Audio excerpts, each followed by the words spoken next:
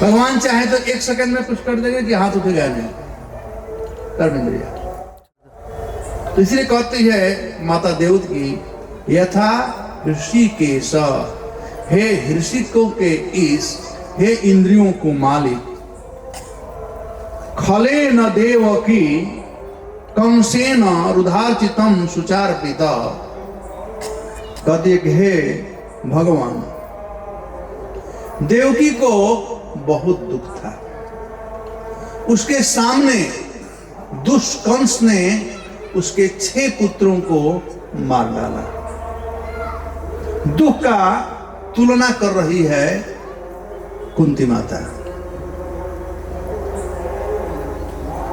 लेकिन भगवान आप उन लोगों को बचा नहीं पाए, उनके 6 पुत्रों को कंस मारा, आप बचा नहीं पाए। लेकिन मेरे जो 5 पुत्र हैं, विभिन्न प्रकार की विपत्तियां आई, मुहुत विपद गणात। मुहुत मतलब बार बार, विपद मतलब विपत्ति या दुख। एक नहीं, गणात, अनेक दुख आए। लेकिन हे नाथ, हे प्रभु, त्वयि तू एव, तू मतलब आप, एव मतलब निश्चय ही, विमोचिता हम, आपने हम लोगों का उससे उद्धार किया।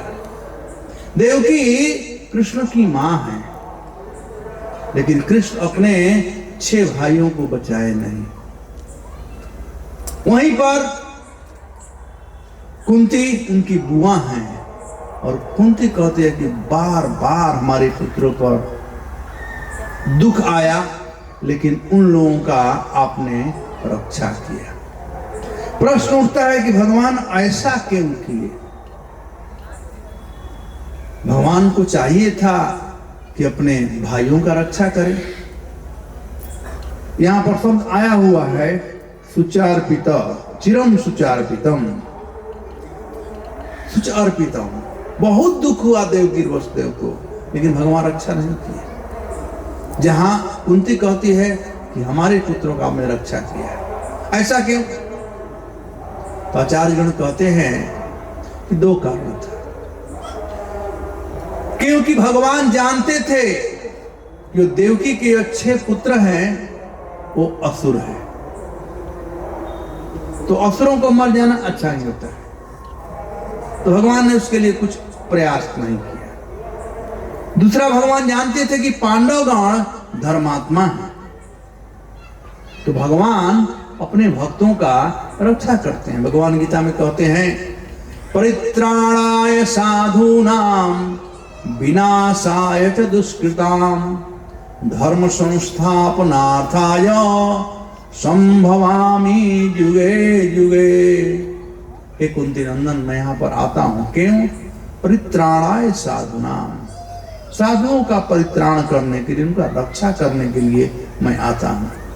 तो पांडव लोग भगवान के भक्त थे, इसलिए भगवान ने उन लोगों का रक्षा किया, एक कारण।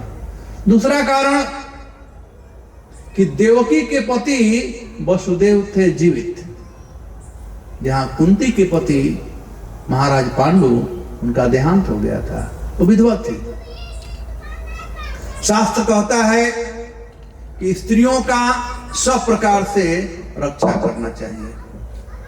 बचपन में बाप माँ रक्षा करे, जवानी में पति रक्षा करे, और वृद्धावस्था में उनके पुत्र रक्षा करें। हालांकि आजकल ऐसा नहीं हो रहा है, ओल्ड एज होम में माँ बाप को भेज रहे हैं लोग।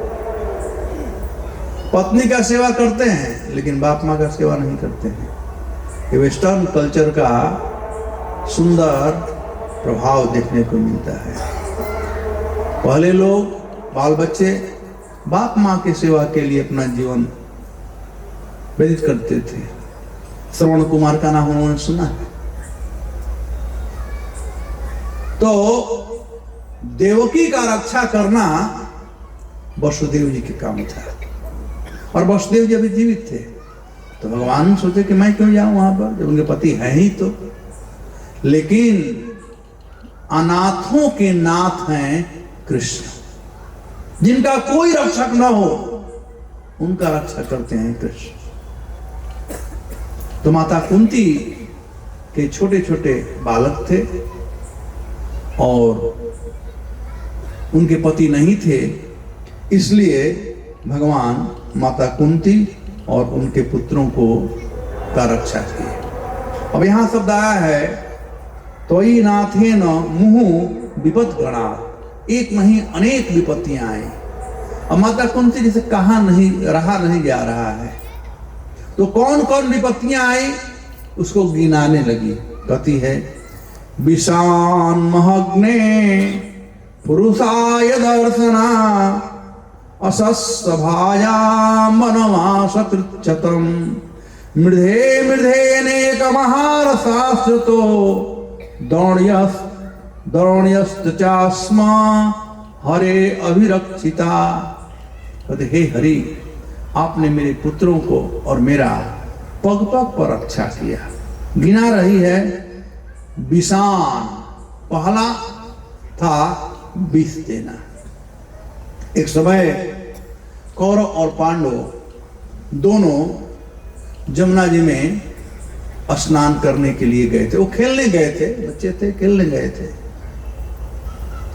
और जमुना जी में स्नान करना चाहते थे, लेकिन खेल रहे थे। पांचों पांडवों में से भीमसेन से दुर्योधन को बहुत चिढ़ था। दुर्योधन बहुत चिढ़ता था भीमसेन से, क्योंकि भीमसेन खाने में एक्सपर्ट थे। आप लोग जानते हो, खाते थे लेकिन काम भी वैसा करते थे। कई एक बार खेल खेल में भी दुर्योधन का स्वभाव था बचपन से ही धोखा देना, चीटिंग करना, और भीमसेन से रहा नहीं जाता था। तो पहले हम लोग खेल खेलते थे, क्रिकेट नहीं था पहले, हम लोग कुश्ती करते थे, कबड्डी खेलते थे, लुक छिप करते थे। वो ऐसा था कि पेड़ पर सब चढ़ो, चढ़ जाओ और एक डंडा फेंकना है, ऊपर से कूद करके उसको लेकर के वहाँ दूर फेंक करके और फिर चढ़ना है, और जो नीचे चोर है उसको पकड़ना है। चोर सिपाही खेल खेलते थे। और दुर्योधन बार बार चीटिंग करता था, पांडवों को चोर बनाता था। तो भीम को गुस्सा आता था। भीम दौड़ने वाले नहीं थे, ठहरो मैं तुम्हें बता रहा हूं। तो भीम क्या करते थे, वो पेड़ पकड़ करके जोर से हिलाते थे और सब के सब कौरव पके हुए फल के समान बड़ बड़ बड़ नीचे गिर जाते थे। तो स्वाभाविक है कि दुर्योधन को बहुत गुस्सा होगा भीम पर। तो भीम से वो गुस्सा निकालना चाहा। तो एक दिन बहुत सुंदर पिकनिक मनाया गया और दुर्योधन ने सब लोगों को खिलाया पिलाया। अंत में भीम को बुलाया और कहा कि मैं जानता हूं तुम्हारा पेट नहीं भरा है, इसलिए तुम्हारे लिए मैं, तुमको खीर बहुत पसंद है, तुम्हारे लिए मैं खीर बनवा कर लाया हूं, खाना चाहते हो? तो भीम के जीभ में पानी आने लगा, क्यों नहीं, पेट भी नहीं भरा था और खीर बना था, जो भीम का मनपसंद आहार था। तो भीम को वह खिलाया दुर्योधन। और जब भीम खाए, और पांडव लोग खेलने चले गए, इधर चले गए, जब भीम खा लिए तो वो तुरंत रिएक्ट किया, उसका विष, उसमें विष डाला गया था। तो दुर्योधन और उसका भाई दुशासन इत्यादि मिलकर के भीम के हाथ पैर को बांध दिए और बांध कर करके जमुना जी में ढकेल दिए। भीमसेन विष से विषासक्त थे, कहते विषान, विष उनको दिया गया था। भगवान जिसका रक्षा करते हैं उनका कोई भी बाल बाका नहीं कर सकता है। जाके राखे साइया मार सके न कोई। बाल न बांका कर सके सब जग बैरी होए। भीम को दुर्योधन मार चुका था अपने अनुसार, और भीम जब जमुना जी में जा रहे थे तो नाग लोग थे और वे भ्रमण करने आए थे। तो भीम का जब विष थोड़ा कम हुआ तो अपना शरीर एक किए और सब बंधन टूट गया, और नागों को ऐसे ऐसे किए, हाथ तो वो चोट लगा। नाग लोग इनको बंदी बना करके नाग लोग लेकर गए। और जब इन लोगों को नाग देवता को पता चला कि ये तो कुंती पुत्र भीम है, तो नाग देवता बड़े प्रसन्न हुए, क्योंकि कुंती की माता जो थी महिषा मां, वो नाग कन्या थी। तो एक तरह से कुंती के ननिहाल में भीमसेन गए थे, अपने माँ के ननिहाल में गए थे और अपने माँ के नाना जी से मिले थे, तो उनके भी नाना ही हुए। तो आप लोग जानते हैं, आप लोग कितने लोगों के पास ननिहाल है? हाथ उठाओ तो। बहुत लोग नहीं उठा रहे, नहीं उठा रहे। और कितने लोग ननिहाल में गए हो? Very good. तो पता है ना क्या वहां पर होता है ननिहाल में? ननिहाल में खूब खातिर वातिर होता है, खूब सम्मान होता है, क्योंकि भांजा लोग जो होते हैं ब्राह्मण होते हैं, तो उनका खूब सेवा होता है। भीमसेन का खूब सेवा हुआ, और भीमसेन में 1000 हाथियों का बल था। और उनके नाना जी ने एक पेय पदार्थ दिया जिसमें 1000 हाथियों का बल था, और भीम घटाघट 10 घड़ा पी गए, तो 10,000 हाथियों का बल उनमें आ गया। दुर्योधन तो मार चुका था, लेकिन भगवान जिनके रक्षक हो कौन मार सकता है? और इधर पांडव लोग सब लोग खोजने लगे, भीम कहाँ है, भीम कहाँ है, भीम कहाँ है। भीम दिखाई नहीं पड़ रहे थे। संध्या समय घर पर गए, माता कुंती को बताए। माता कुंती, सब लोग बड़े व्यक्ति थे। फिर दूसरे दिन भीमसेन आ गए, और वो भीम नहीं थे, अब बदले हुए भीम थे। अब 10,000 हाथियों के बल वाले भीम थे। दुर्योधन देखा था उन भीम को जिनके पास 1000 हाथियों का बल था, और 10,000 हाथियों के बल वाले भीम आए हुए।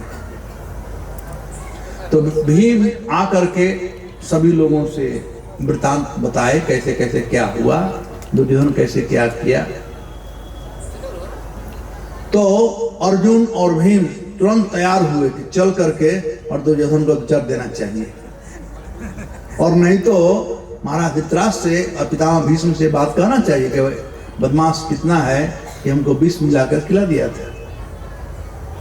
और देखे जो ज्यादा खाता है ना वो भोला होता है, तो भीमसेन भोले थे। वो कह दिए कैसे कैसे क्या हुआ, और कहे कि जाकर बताएं कि दुष्ट कहेगा, तू तो हमको मारने का प्रयास किया था, लेकिन नाना जी ने हमको बहुत कुछ कर दिया। युधिष्ठिर महाराज ने कहा नहीं, ऐसा बिल्कुल कोई नहीं करेगा। हमको जाकर के चाचा विदुर से पूछना चाहिए कि क्या करना चाहिए। आप लोग ध्यान से सुनो इस बात को। विदुर नीति आप लोग नाम सुना होगा ना, चाणक्य नीति, विदुर नीति, वो बड़ा काम का चीज होता है। अब युधिष्ठिर और सब पांडव, माता कुंती, सब लोग विदुर जी से मिले, और विदुर जी से महाराज युधिष्ठिर ने कहा कि भीम और अर्जुन का विचार है कि हम लोग जा करके दुर्योधन को पाठ पढ़ाएं, या महाराज धृतराष्ट्र से कह करके उसे दंडित कराएं। आपका क्या विचार है?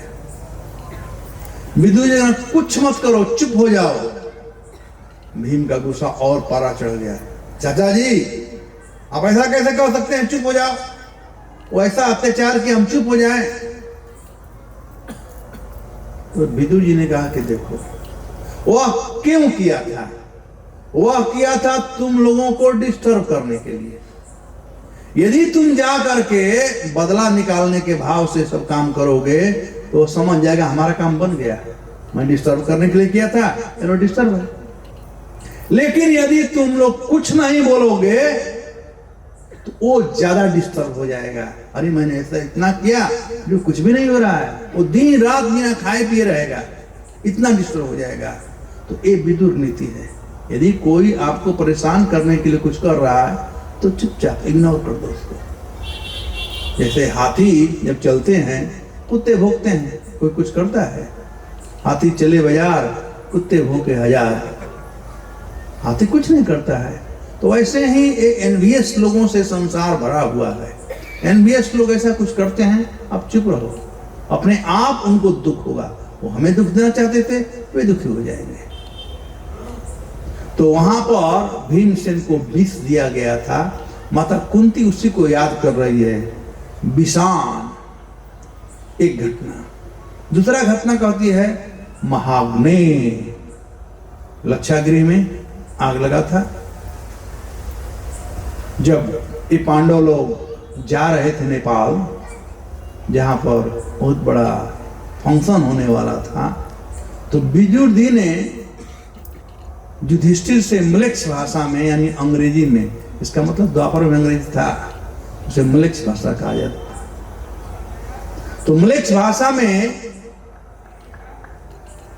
युधिष्ठिर से कहे कि जंगल में यदि आग लगता है तो कौन बचता है? बताओ आप लोग, कौन बचता है? चूहा अपने बिल में घुस जाता है ना। तो विदुर जी ने कहा आग और बिल, दो चीज का उन्होंने इनडायरेक्टली वर्णन किया और महाराज युधिष्ठिर समझ गए। तो जब लोग लक्षागृह में गए तो दुर्योधन अच्छा व्यवस्था किया था कि ये लोग बच करके आए नहीं, और विदुर जी ने पूरा बात समझा दिया था कि हमारा एक आदमी होगा जो बिल खोदते हुए तुम्हारे कुटिया में पहुंच जाएगा, मास्टर प्लान उसका रेडी है। और इस प्रकार से वे लोग रक्षित हो गए, ये लोगों का रक्षा हुआ। और ये लोग वहां से एस्केप किए और निकले गंगा के उस पार। अब वहां पर गए तो एक दूसरा विपत्ति आ गया। कहते हैं पुरुषा ददर्शनात्, पुरुष अद, पुरुष मतलब मनुष्य और अद मतलब खाने वाला। मनुष्य भक्षी यानी राक्षस, राक्षस का दर्शन हो गया। पुरुषाद दर्शना यानी हिडिंबा, जानते हैं ना। और वहां पर भीमसेन अपना जो 10,000 हाथियों का बल था फर्स्ट टाइम प्रयोग करने का मिला, तो उसका वध किए और उसके बहन हिडिंबी से शादी किए। तो ऑर्डिनरी हिडिंबा नहीं था, वह बहुत शक्तिशाली था। तो तीसरा यह है कि अपने भगवान आपने रक्षा किया वहां पर। असत सभायाम, उसके बाद यदुकुल के परिवार में जब महाराज युधिष्ठिर जुआ में सब कुछ हार गए तो द्रौपदी का चिरहरण हुआ था। कहते असत सभायाम, वह जो सभा था वो असत लोगों का था, दुष्टों का सभा था।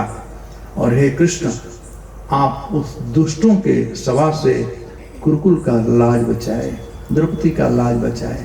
असत सभायाम वनवास कृच्छत, और जब ये हो गया, उनको हार गए थे सब कुछ, तो बन जाना था। 13 साल का बन था, 14वें साल अज्ञातवास था। तो वनवास में गए तो विभिन्न प्रकार की विपत्तियां। एक विपत्ति तो ऐसी थी कि दुर्योधन उन लोगों को दुर्वासा ऋषि से श्राप दिलाना चाहता था। तो दुर्वासा ऋषि एक दिन दुर्योधन के यहाँ आए, दुर्योधन का खूब आतिथ्य किया और बाद में कहता है कि ऋषिवर, यदि दुख न माने, यदि प्रसन्न है हमसे, आपको बोले कि तुम कुछ वर मांगो, तो कहा यदि आप हमसे प्रसन्न हैं तो हमारे भाई लोग 5 पांडव बेचारे वन में भटक रहे हैं, आप थोड़ा जाइए, उन लोगों को आशीर्वाद देकर के आइए।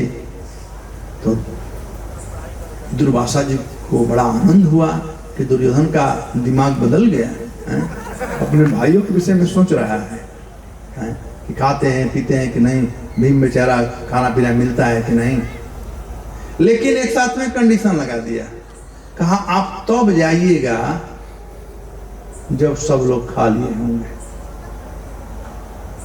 तो विदुर जी सॉरी दुर्वासा मुनि दुर्योधन के कहने के अनुसार चले गए। अब युधिष्ठिर महाराज जब देखे दुर्वासा जी आए तो उनको आमंत्रित कर दिए, क्योंकि द्रौपदी के पास एक स्पेशल बर्तन था जिसे अक्षय पात्र कहा जाता है। लेकिन वह कंडीशन था कि जब तक से द्रौपदी नहीं खाई है तभी तक किसी को हम खिला सकते हैं, जब खा ली एक बार तो उसका असर खत्म। उस दिन किसी प्रकार से द्रौपदी भी भोजन कर ली थी। और क्या हुआ, इधर दुर्वासा जी आए हैं। दुर्वासा जी अकेले नहीं थे, 60,000 शिष्यों के साथ में थे। तो अब दुर्वासा जी के विषय में सब लोग जानते ही हैं, कल ही बताया था, क्षणापि तुष्टम क्षणापि रुष्टम वाले दुर्वासा जी हैं। दुर्वासा जी भी समझ गए थे कि क्या दुर्योधन कहना चाहता है। तब अब द्रौपदी बड़ी परेशान हुई, उसने कह दिया कि मैं तो खा चुकी हूं, अब क्या होगा। तो पांडवगण जब भी कोई विपत्ति आती थी तो वे कृष्ण का स्मरण करते थे और कृष्ण तुरंत उन लोगों के पास आ जाते थे। एक बार एक ग्रंथ है बृहद भागवतामृत, उसमें वर्णन किया गया, हनुमान जी कहते हैं हे पांडवों, तुम लोगों ने हमारे प्रभु पर क्या जादू टोना कर दिया है, क्या मंत्र पढ़ दिया है, क्या खिला दिया है कि भगवान तुम्हारे बिना रह नहीं सकते हैं। जब उनको तुम लोगों को देखना होता है तो कुछ दुख भेन देते हैं, और जब ही दुख भेनते हैं तो वो स्मरण करते हुए पहुंच जाते हैं। तो भगवान पहुंचे, पांडवगण स्मरण किए, भगवान पहुंच गए। और भगवान आते ही द्रौपदी से कहते हैं कि हे सखी, हे प्रिय, मुझे बहुत भूख लगा है, तुम कुछ भोजन का व्यवस्था करो। द्रौपदी कहती है, दोनों में दोस्ती था, कृष्ण की जो थी उसका नाम था कृष्णा, द्रौपदी का दूसरा नाम है कृष्णा। तो कहे कृष्ण, तुम जले पर नमक छिड़कने आए हो। अरे एक तो परेशानी मेरे पास ऐसे ही है कि दुर्वासा जी इतने शिष्यों के साथ में आए हुए हैं, उनके भोजन का व्यवस्था करना है, और तू जानते हो कि मैं खा चुकी हूं, और फिर तुम हमसे भोजन मांग रहे हो, मैं कहां से खिलाऊं, बताओ तुम्हें। तो कृष्ण ने कहा, देखो ना, उसमें कुछ तो होगा। तो एक चावल का टुकड़ा था बचा हुआ, भगवान खा लिए चावल का टुकड़ा, सबका पेट भर गया, खिलाने की जरूरत नहीं, कोई दुर्वासा जी आए ही नहीं, चले गए लज्जा के चलते।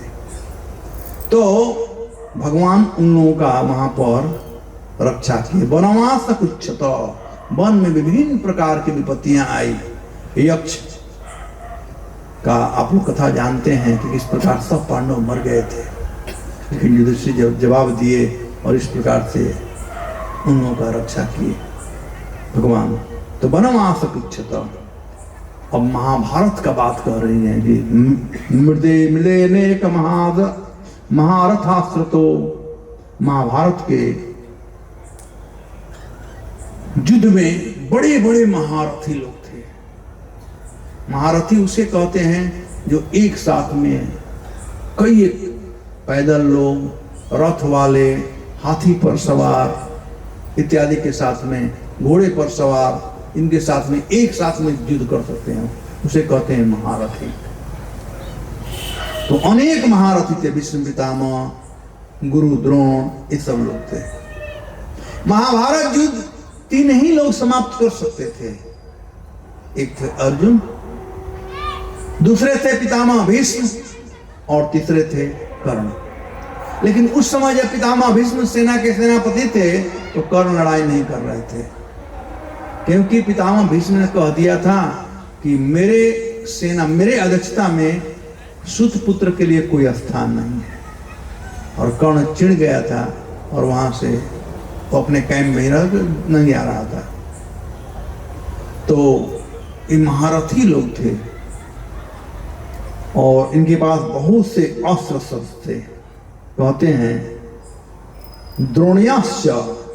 द्रोणाचार्य उनके पुत्र पितामह भीष्म इत्यादि का अस्माक हरे अभिरक्षिता, ये सब लोग थे। लेकिन हे हरि, आपने हमारे पुत्रों का वहां पर हम लोगों का आपने रक्षा किया। तो एक कुंती के साथ में बीता हुआ है उसका गुणानुवाद कर रही है। अब इस प्रकार से कुंती विपत्तियों का याद करते करते वो विपत्तियों के आदी हो गई थी। हम लोग केवल सुख मांगते, धन संपत्ति घर आए जय जगदीश हरे, कोई भी दुख नहीं मांगता है। विश्व के इतिहास में कुंती ही एक ऐसी भक्त हुई है जो कि दुख मांगी है। कहती है विपदा संतुता शाश्वत तत्र तत्र जगत गुरु भवतो दर्शनम यस्याद अपुनर्भव दर्शनम। कहते हे कृष्ण, विपदा मतलब विपत्तियां, संति मतलब बना रहे, ता मतलब अनेक प्रकार की विपत्तियां, सब विपत्ति हम पर बना रहे। कब तक बना रहे? कहते शाश्वत, यानी हमेशा विपत्तियों में हम लोग रहे। तत्र तत्र जगत गुरु, हे जगत गुरु जितनी विपत्तियां हैं आने दीजिए। क्यों? कहती हैं भवतो दर्शन यस्यात्, जब विपत्तियां होती है तो विपत्तियों में आपका दर्शन होता है। कहते हैं ना, दुख में सुमिरन सब करे, सुख में करे न कोई। तो जब भी विपत्ति आती है तब आपका दर्शन होता है। जैसे हनुमान जी कहे, ये भगवान को देखना होता है तो विपत्ति भेज देते हैं। और जहां भगवान हो, जहां भगवान का दर्शन हो, यस्यात् अपुनर्भव दर्शन, जहां भगवान का दर्शन हो क्या हम विपत्ति होगी? बिल्कुल नहीं होगी।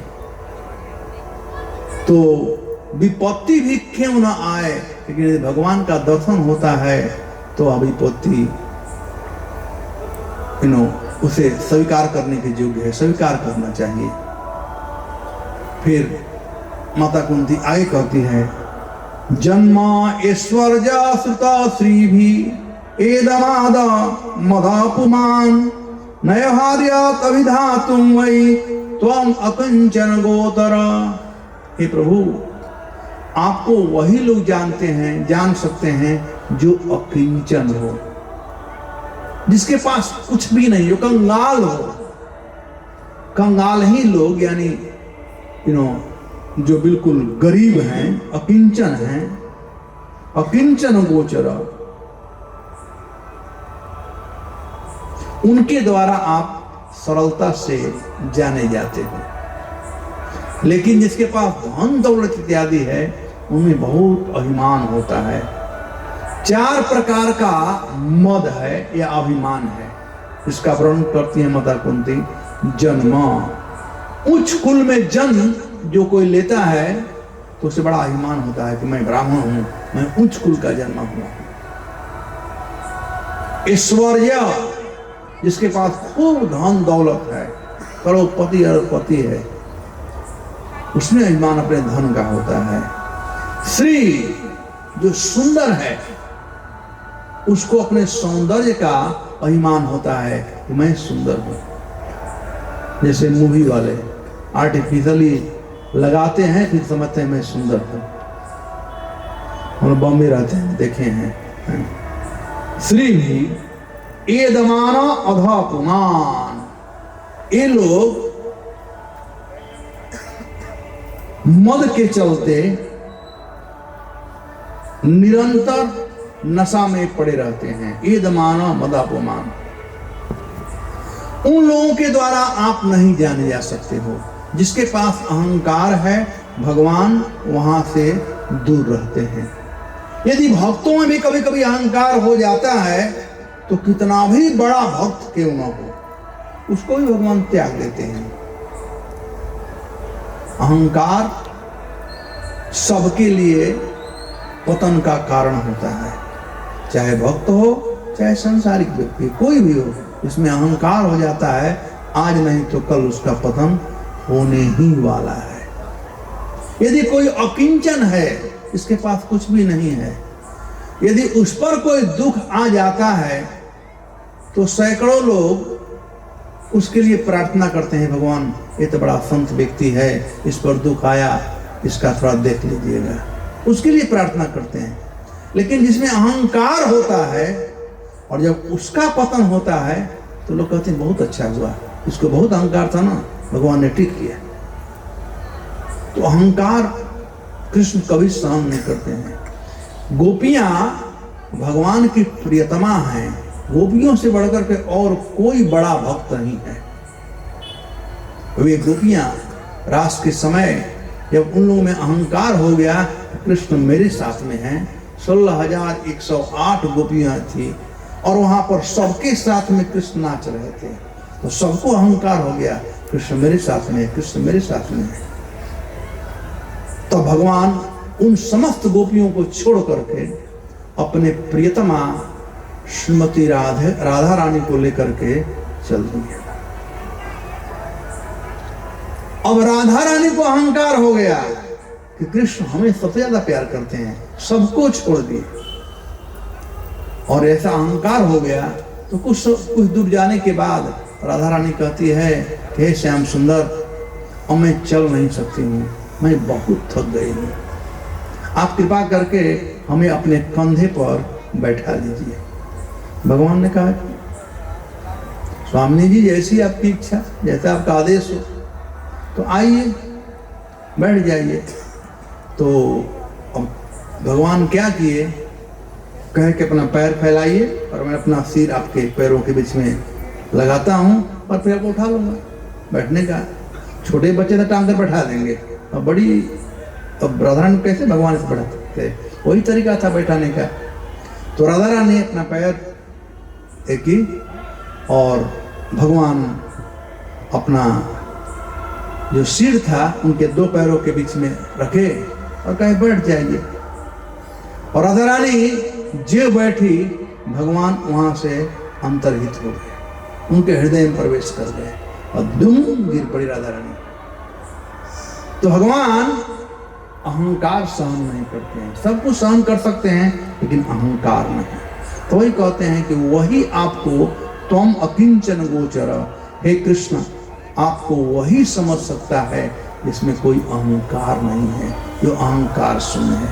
फिर कहते हैं नमो अकिंचन वित्ताय निवृत्त गुण वीर्तये आत्मा रामाय शांताय कैवल्य पतये नमः। हे कृष्ण आप कैवल्य पति हैं, आप मुक्ति दाता हैं, आपको मैं नमस्कार करती हूँ। तो नमो अकिंचन वित्ताय, जिनके पास कुछ भी नहीं है, जो कंगाल हैं, उनके आप धन हैं। नमो अकिंचन वित्ताय, उसके आप वित्त हैं, उसके आप धन हैं।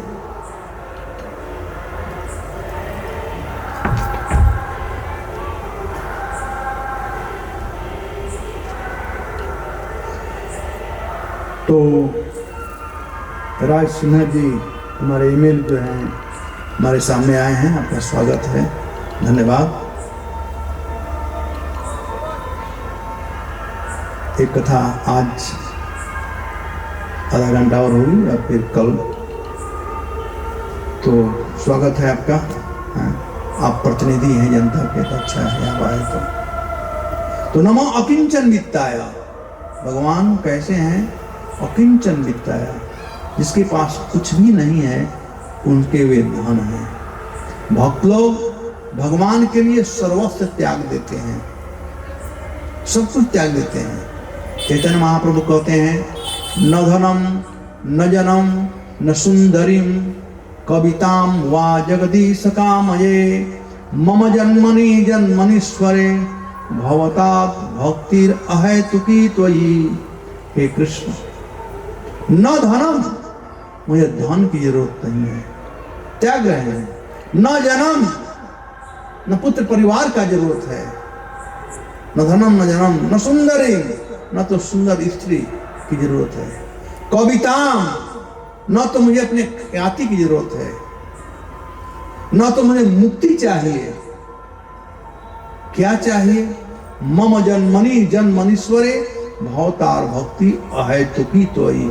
हे कृष्ण, जन्म जन्मांतर तक एक ही इच्छा है कि आपके चरणों में अहेतुकी भक्ति बने रहे। अहेतुकी भक्ति मतलब बिना किसी रिटर्न के। हम लोग भक्ति करते हैं तो कुछ लालसा लेकर, भगवान एक कर दीजिए, एक कर दीजिए। अहेतुकी मतलब इसमें कोई कामना ना हो। तो अहेतुकी भक्ति को मांगते हैं शुद्ध भक्त लोग। बहुत से उदाहरण हैं यहाँ पर भक्तों ने सर्वस्व त्याग कर करके लेकिन कृष्ण की भक्ति को अपनाया। एक दो महान आचार्य हुए हैं, रूप गोस्वामी और सनातन गोस्वामी। वो मुगल राज में नवाब हुसैन के जो सनातन गोस्वामी थे,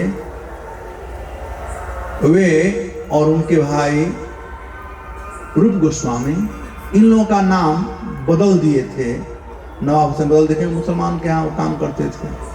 तो सनातन का नाम था साकरमली और रूप गोस्वामी का नाम था दबीर खास। सनातन गोस्वामी उनके मंत्री थे, प्रधानमंत्री थे, और रूप गोस्वामी उनके ट्रेजरर थे। सब कुछ था, बहुत कुछ था। लेकिन जब कृष्ण या भगवान चैतन्य महाप्रभु से उन लोगों की मुलाकात हुई तो धन दौलत परिवार से वैराग उत्पन्न हो गया। और एक बार ये जो राजा थे नवाब हुसैन, एक बार उड़ीसा पर चढ़ाई किए थे और सनातन को कहे कि आप चलो हमारे साथ में। तो उन्होंने कहा कि मैं अब आज के बाद अब ये सब काम नहीं करूंगा, आप दूसरा प्रधानमंत्री ढूंढ लीजिए, मुझसे काम नहीं होगा। और उसके लिए उनको जेल में डाल दिए। उनको जेल में जाना स्वीकार था, लेकिन अब हिंसा करना स्वीकार नहीं था, क्योंकि वे कृष्ण के हो गए थे। तो ऐसे बहुत से उदाहरण है।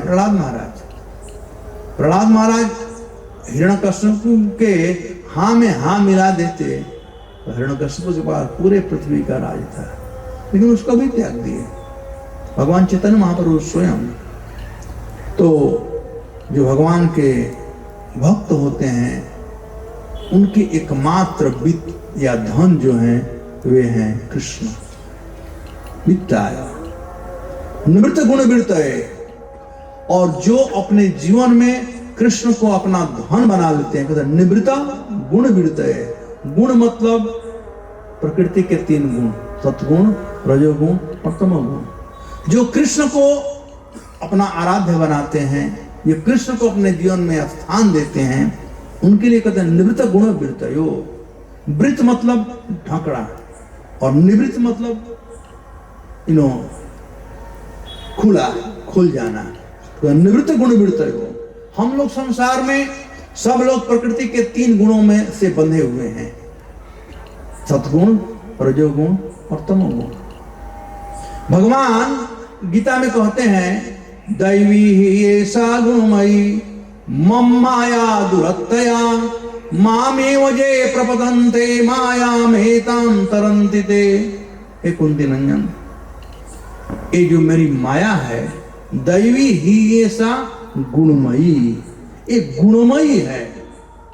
गुण का मतलब रस्सी भी होता है और गुण का मतलब स्वभाव भी। तो ये माया जो है एक गुणमयी है, इसमें सत्गुण, रजोगुण और तमोगुण है। दैवी है सा गुणमयी मम माया। माया का अर्थ होता है माँ या, दो शब्दों से बना हुआ है। माँ मतलब नहीं है और या मतलब दिखाई पड़ता है। जो दिखाई पड़ता है लेकिन है नहीं, वही है माया। तो दैवी ही ऐसा गुणमयी मम माया दुरतया दुहतया, इसको पार करना बहुत कठिन है।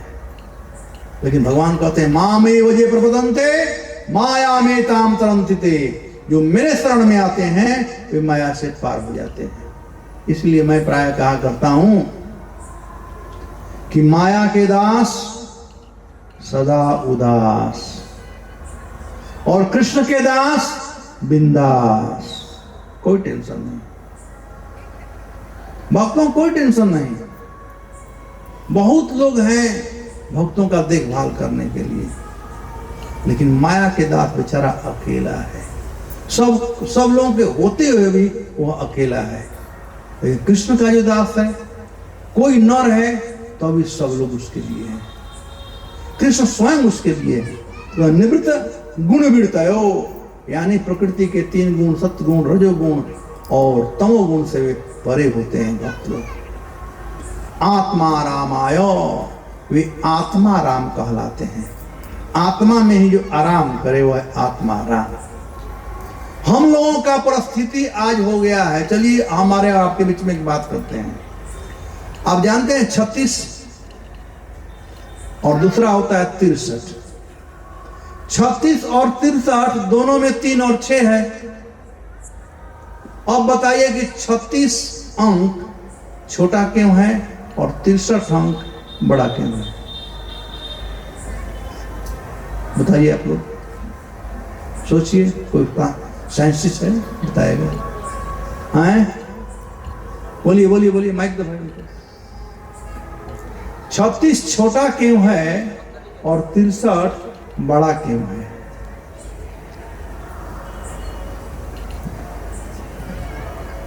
कोई बता सकता, माताएं बता सकती हैं। हाँ ओके ठीक है, उनके बाद गुरुजी हिंदी ठीक काम कर रहा था, बोलिए। 30 जो हिंदी में लिखते हैं वो दोनों उल्टा साइड उल्टा रहते हैं, और 63 में दोनों एक दूसरे तरफ मुंह में मुंह सटा रहते हैं, चुमा देते हैं दूसरे को। 63 और 36 में दोनों अलग अलग होते हैं, दोनों का। तो इससे क्या मतलब है? मिलकर रहे तो बड़ा हो जाएंगे, अलग अलग रहेंगे तो कम हो जाएंगे।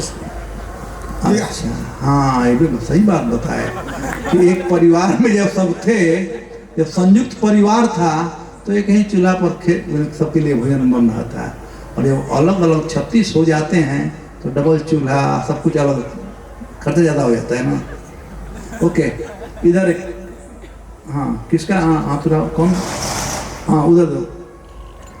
36 और 63 में क्या अंतर है? किस क्लास में पढ़ते हो? 5 में। Very good. हाँ, क्योंकि 3 गिनती में छोटा होता है और 6 बड़ा होता है। वेरी गुड, ताली बजाओ। ये असली उत्तर है, ये असली उत्तर है कि 3 छोटा है और 6 बड़ा है, इसलिए 36 छोटा है और 63 बड़ा है। अब चलिए हम अपने जीवन में इसको, इस अंक को अपने जीवन में लगाते हैं। 3 का मतलब हम लोग और 6 का मतलब भगवान। जिस काम में यदि हम लोग पहले अपने को रखेंगे और भगवान को लास्ट में रखेंगे तो हम छोटे के छोटे बने रह जाएंगे। जो बड़ा बनना चाहता है किसी प्रकार से, चाहे पॉलिटिक्स में, चाहे धन कमाने के लिए, चाहे किसी रूप से बड़ा बनना, हरे कृष्णा कृष्णा कृष्णा हरे हरे, हरे राम राम राम हरे, उसे शांति की प्राप्ति होती है। तो लोगों को शांति प्रदान करने के लिए भगवान आते हैं, कुछ लोग आते हैं, और इस प्रकार से कहते हैं कि भगवान आप विभिन्न रूप से जलचर पशुओं के रूप में आते हैं, मनुष्यों के रूप में आते हैं, ऋषियों के रूप में आए, जलचरों के रूप में आते हैं। सही में आपका जो ये आविर्भाव जो है ये समझ से परे की बात है। फिर श्लोक संख्या 31 में कहते हैं गोप्या ददे त्वयि कृतागसिदाम तावत् याते दशासुत कलिलाञ्जन संभ्रमाक्षम वक्त्रं निनीय भावभनया स्थितस्य सामां विमोह्यति भीरपि यद विभेति। हे भगवान, आपके भय से संसार में सब लोग भयभीत है। कृष्ण के भय से ही सूर्य समय से उगते हैं, चंद्रमा समय से, ब्रह्मा क्रिएशन करते हैं, भगवान शिव संहार करते हैं। ये सब कृष्ण के आदेश से। तो माता कहती है सामाम विमोह्यति, हे प्रभु मेरा मन चकरा रहा है, मेरा दिमाग चकरा रहा है कि जिसके भय से भीरपि यद विभेति, जिसके भय से संसार में सब लोग भयभीत थे, वह व्यक्ति एक दिन गोपी यानी मदर जसोदा त्वयि कृतागसिदाम तावत्, एक दिन माता जसोदा आपको रस्सी से बांधने के लिए गई थी और आपने कृतागसी, आपने एक अपराध किया था। जिस अपराध के चलते जसोदा मैया आपको बांधने जा रही थी, उस समय जब पकड़ ली थी मैया दशासुत कलिल अंजन संभ्रमाक्ष, उस समय आपके आंखों से अश्रु बह रहे थे और आपके आंखों का काली या काजल जो था आपके कपोलों पर आ रहा था। वक्त्र निनीय भय भावना स्थितस्य, आपका चेहरा बिल्कुल मुरझाया हुआ था और आप नीचे की ओर तरफ देख रहे थे जैसे कोई अपराधी हो। तो भगवान ने अपराध किया था। यहाँ पर कहते कृतागसी, कृतागसी का मतलब अपराध करना है। तो कृष्ण एक दिन अपराध किए थे। भागवतम के 10वें स्कंद में एक कथा आती है।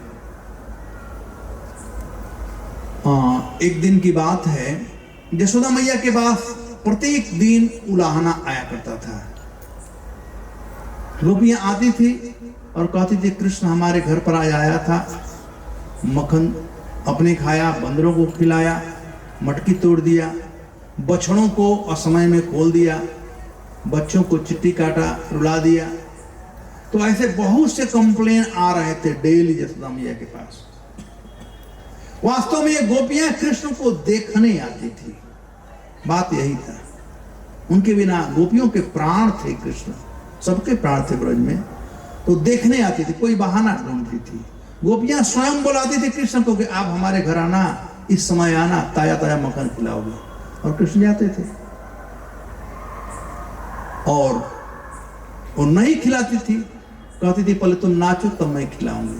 तो कृष्ण नाचते भी थे, हाथ ऊपर कर करके नाचते थे कृष्ण, तब गोपियां मक्खन खिला देती। और कभी कभी बदमाशी करते थे कृष्ण ऐसे। तो एक समय की बात है, एक गोपी जब उलाहना देने आई यशोदा मैया से, यशोदा ने कहा कि तुम लोग सब के सब आ करके ऐसे उल्टा सुल्टा हमारे बेटे के विषय में बोलती रहती हो।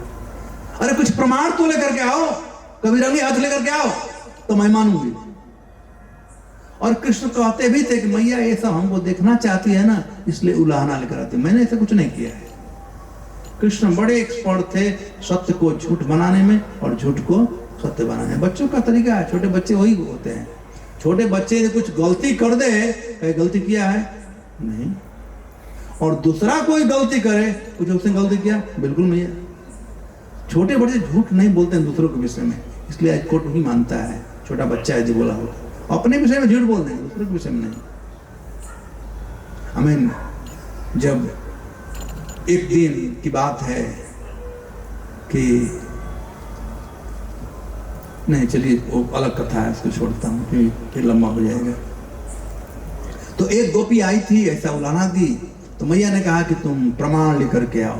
तो कहा ठीक है, अब मैं तुम्हें दिखाऊंगी प्रमाण के साथ में, प्रमाण लेकर के आऊंगी। तो कृष्ण अपने भक्तों पर बड़ा कृपा करते हैं। जब भक्त लोग कुछ चाहते हैं तो कृष्ण पूरा करते हैं उनकी इच्छा को। यस्याहम अनुग्रहामि नहीं, सत्यम विधातु निज वृत्त भाषितम, निज वृत्त, वृत्त मतलब सेवक, सेवकों के द्वारा कहे गए बात को भगवान to prove the statement of devotee, भगवान अपने भक्तों के बात को सत्य करते हैं। हिरण्यकशिपु ने पूछा प्रहलाद से, तुम्हारे भगवान इस खम्भे में हैं? प्रहलाद जी कहा, हम में तुम में खड़क कम में गड़गड़ व्यापी राम, वहां भी है। जब हिरण्यकशिपु मारा खम्भा तोड़ने के लिए, भगवान नरसिंह देव वहां प्रकट हो गए। भगवान को वहां से प्रकट होने की कोई जरूरत नहीं थी, कहीं से आ सकते थे, लेकिन खंभे से ही क्यों आए? क्योंकि हिरण्यकशिपु ने पूछा, प्रहलाद ने कहा हाँ, तो अपने भक्तों के बात को सत्य करने के लिए भगवान आए। वैसे ही एक गोपी की इच्छा हुई कि मैं भगवान को आज बांधूंगी, बांध कर लाऊंगी। कृष्ण कहे एवं मस्तु, चल आज बंध जाता हूं तुम्हारे हाथ से। अब कृष्ण गए माखन चोरी करने के लिए और गोपी पकड़ ली। अब गोपी पकड़ करके और हाथ बांध करके लेकर के आ रही थी। तो पहले पर्दा सिस्टम था, आप लोग जानती हैं, स्त्रियां घूंघट रखती थी, तो घूंघट था और बांध रखी थी बेटे के कृष्ण के हाथ को और लेकर आई। यशोदा जी का दरवाजा खड़ा, यशोदा देखो आज मैं तुम्हारे लाला को रंगे हाथ पकड़ी हूं। यशोदा रानी दरवाजा खोली और लगी हंसने। तो ये गोपी बोलती है, तुम हंस रही हो, अपने तुम्हारे बेटे करतूत को देखो। तब तक से क्या हुआ, यशोदा ने कहा, अरे बाबरी, तू पहले तो देख किसको लेकर के आई है। वो पीछे देखती है गोपी, तो अपने बेटे का हाथ बांध कर लेकर के आई है। और इधर से कृष्ण आए आंख मलते हुए, मैया भूख लगी है, मैया भूख लगी है। तो गोपी चकरा गई, तो ये क्या हो रहा है, समझ में नहीं आ रहा है, ये क्या हो रहा है। फिर तुरंत अपने उसका हाथ खोली कृष्ण का, तो चलो। बेचारी शर्मा गई थी, गई कुछ देर, आधे रास्ते आते हुए कृष्ण अपने रूप में आ गए और कह के देखो आज तो मैं तुम्हारे बेटे का रूप धारण किया, कल पकड़ेगी ना तुम्हारे भतार का रूप धारण करूंगा। तो इस प्रकार से ब्रज में बहुत से सुंदर सुंदर लीले हैं और कृष्ण बड़ी एक्सपर्ट थे इन लीलाओं को करने में। एनीवे, तो यशोदा मैया को बड़ा दुख था कि हमारा बेटा चोरी करता है। एक कह दिया, दो कह दिया, तीन कह दिया।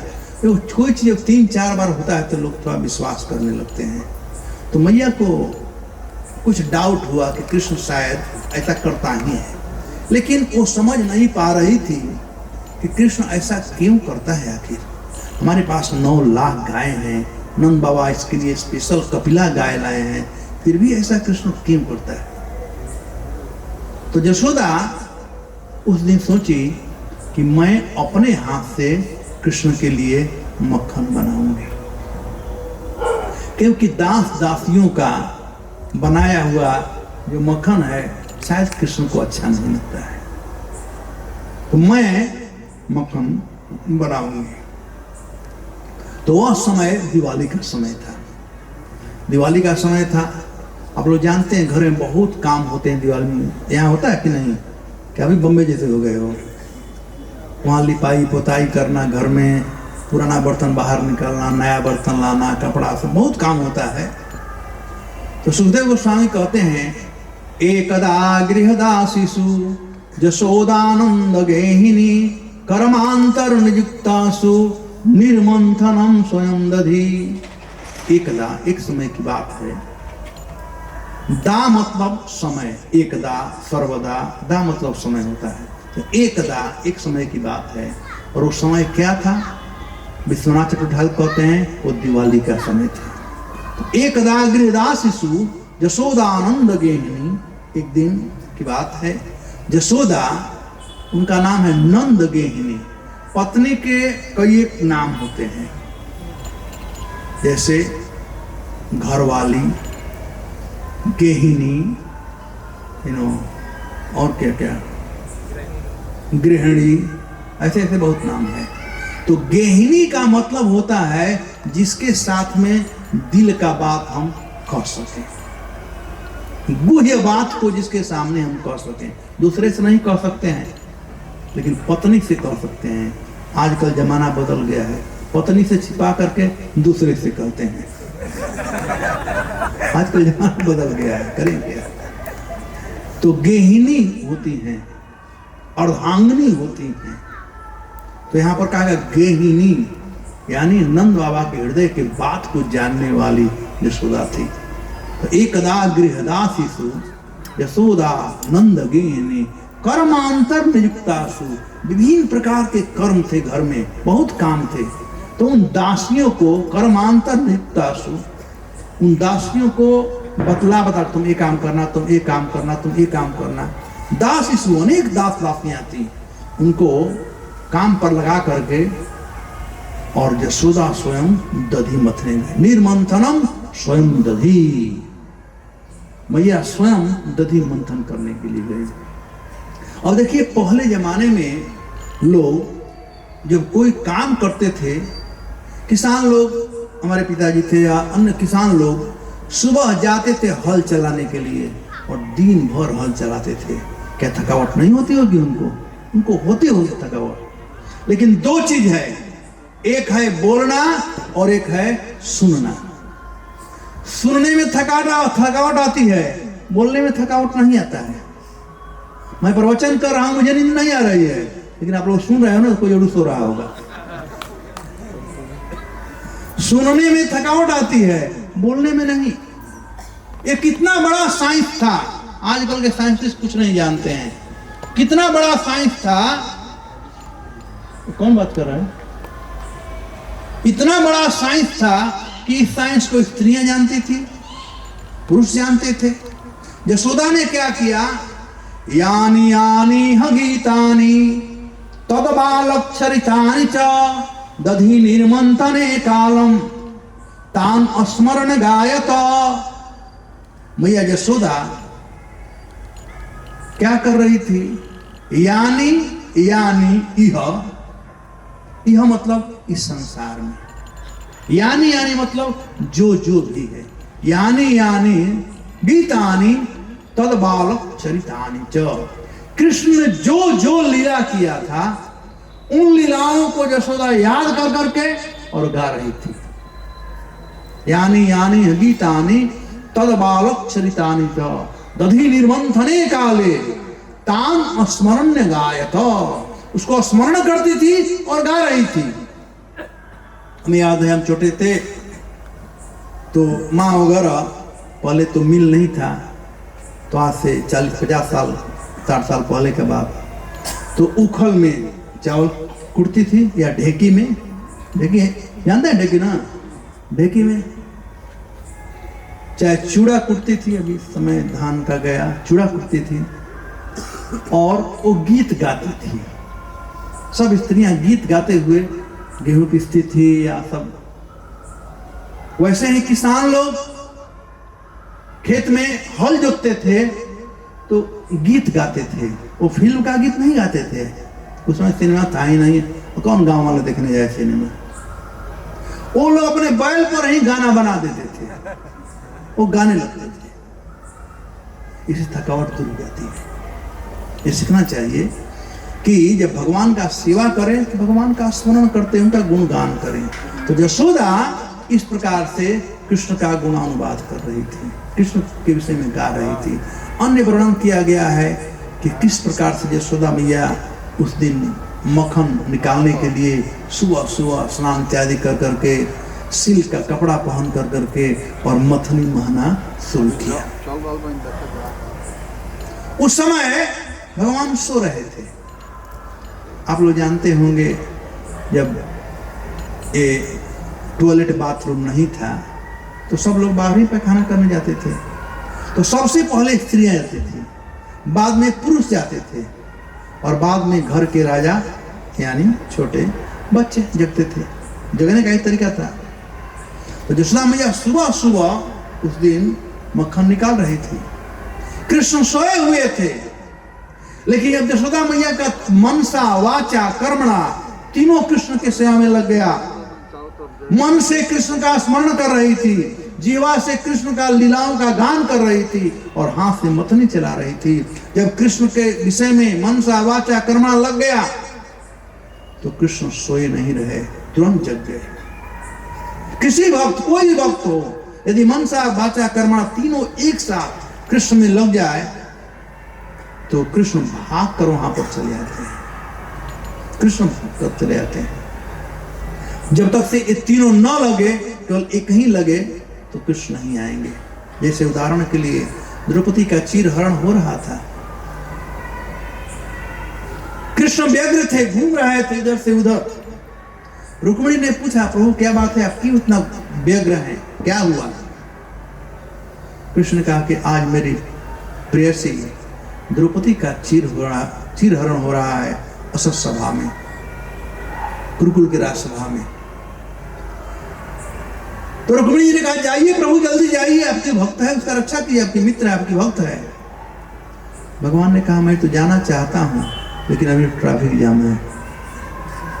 ट्रैफिक जाम मतलब द्रौपदी देख रही थी, पितामह भीष्म रक्षा करेंगे, गुरु द्रोण रक्षा करेंगे, लोग बड़े बड़े ट्रक थे वहां पर बैठे हुए, ट्रैफिक जाम पड़ा हुआ था। तो भगवान ने कहा, अभी ट्रैफिक जाम है, तो लाइन क्लियर हो जाऊंगा।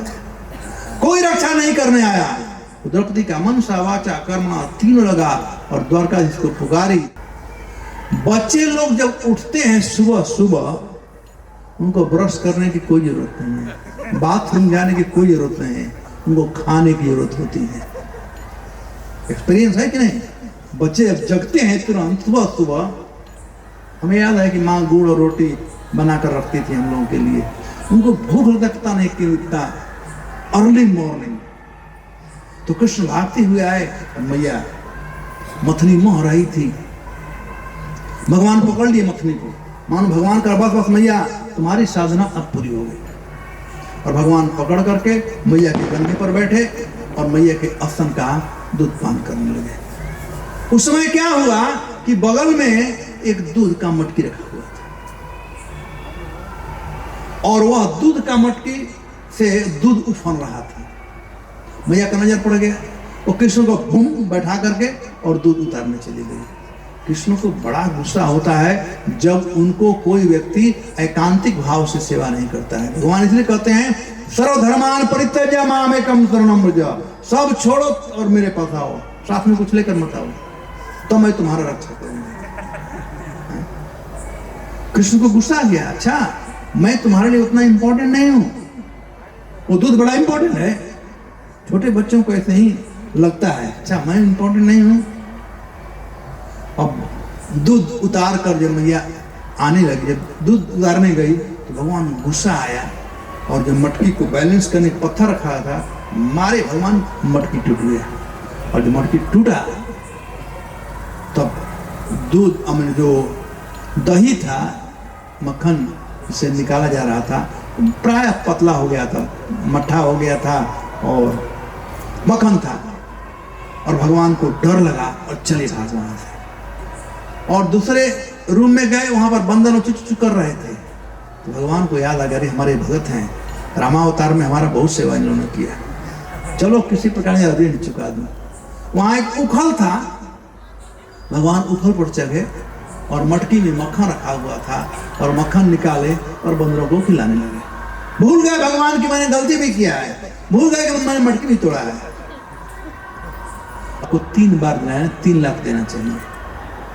तो वैसे ही भगवान कह तो दिए कि ठीक है ये मस्तु मेरे समान पुत्र, लेकिन भगवान के समान दूसरा कोई है ही नहीं, इसलिए भगवान को 3 अवतार लेना पड़ा। प्रथम बार यज्ञ पुरुष के रूप में, दूसरे बार वामन देव के रूप में, और तीसरे बार कृष्ण के रूप में।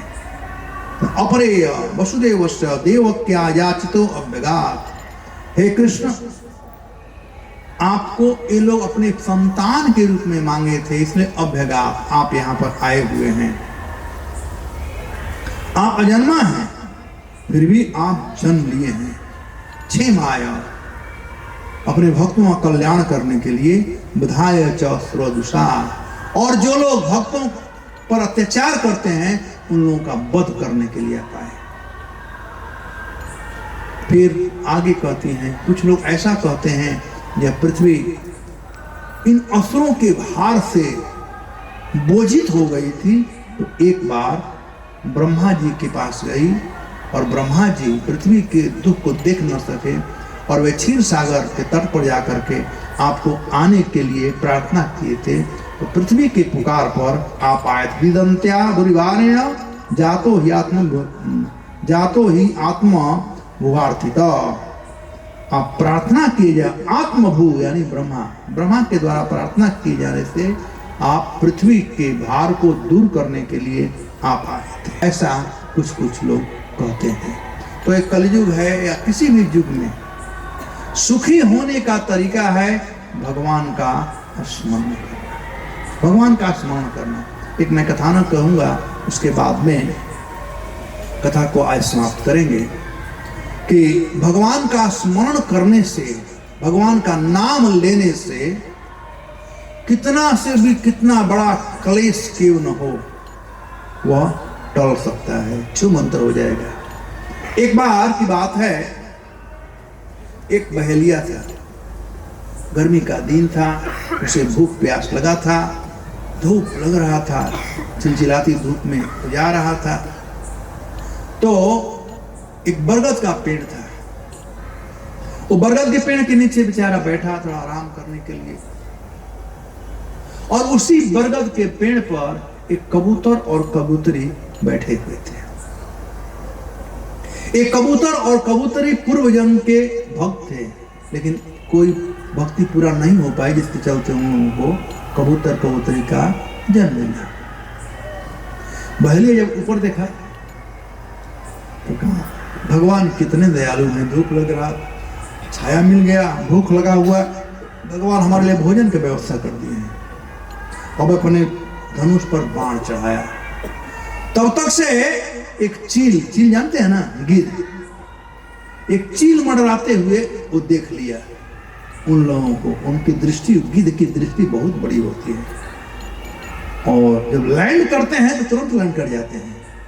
बहेलिया बाण चलाए उससे पहले ही वो गिद्ध वहां पर मंडराने लगा। तो पति तो बेचारा आंख बंद कर करके भगवान का नाम ले रहा था। स्त्रियां ज्यादा सतर्क रहती है घर द्वार के मामले में। हम देखिए, एक साथ में छोटा बच्चा हो, माँ भोजन बनाती है, रोटी न जलने पावे, उस पर भी ध्यान रहता है, और इस पर भी ध्यान रहता है कि बेटा कहीं आग में हाथ न डाल दे, पानी में हाथ न डाल दे इत्यादि। तो कबूतरी जब देखी नीचे तो देखिए यहाँ तो बहेलिया है और बाण धनुष पर चढ़ाकर बैठा हुआ है। तुरंत ऊपर देखिए तो देखिए कि चील ऊपर में डरा रहा है। तो अपने पति से कहते हैं, पतिदेव हम लोगों का प्राण आज संकट में है, नीचे बहेलिया बैठा हुआ है और ऊपर चील मंडरा रहा है, आप बताइए हम करें क्या? कबूतर ने कहा अभी हम कुछ नहीं कर सकते हैं, थोड़ा भी इधर से उधर करोगे तो गड़बड़ होगा, और कुछ मत करो, भगवान का नाम लो, हरे कृष्णा कृष्णा कृष्णा हरे हरे, हरे राम राम राम हरे हरे। स्त्री स्वभाव से रहा नहीं गया, फिर पूछती है कि कुछ तो जरूर होगा, कुछ करना ही पड़ेगा, हम लोग मर जाएंगे, कुछ कीजिए आप, बताइए क्या तरीका है। कबूतर ने कहा कुछ भी तरीका नहीं है, देखो ऊपर जाएंगे तो गिद्ध पकड़ेगा, नीचे बहेलिया है, इसलिए अच्छा है समय बर्बाद मत करो, भगवान का ध्यान करो और भगवान का नाम लो, हरे कृष्णा कृष्णा कृष्णा हरे हरे, हरे राम राम राम हरे हरे। फिर उसे नहीं रह गया, कहेगी ये भजन करने से क्या फायदा, कुछ तो होगा, अब सोचो नहीं तो हम मर जाएंगे। तो कबूतर बोला जब तुम जानती हो कि मर जाएंगे तो मरना ही है तो भगवान का नाम लेते हुए मरो, बोलो हरे कृष्णा कृष्णा कृष्णा हरे हरे, हरे राम राम राम हरे हरे। तो कबूतरी की इतनी निष्ठा थी भगवान में, भगवान भी अपने भक्तों का सब प्रकार रक्षा करते हैं। तब तक से उस बरगद के पेड़ के खोरे से एक सांप निकला, तक्षक नाग निकला और वो नाग आकर के बहलिया को डस दिया। जब विष उसके शरीर में फैला, तिलमिलाया और बाण उसके हाथ से छूट गया और बाण छूटा और गया सीधे ऊपर, यहाँ पर गिर था।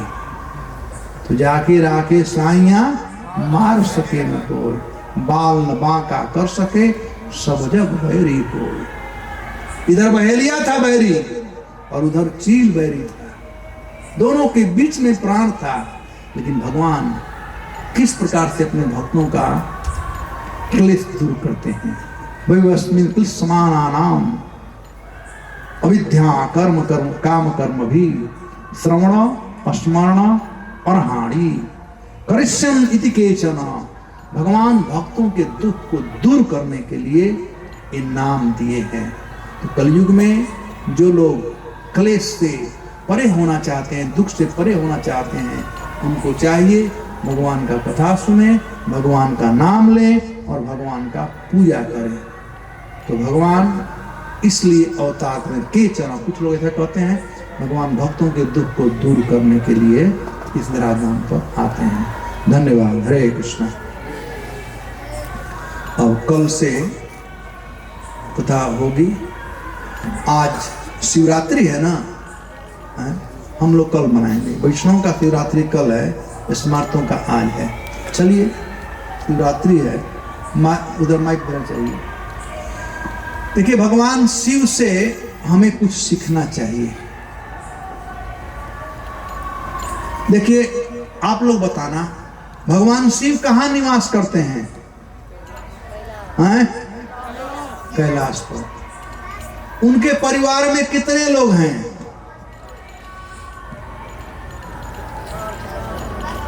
चार लोग बस।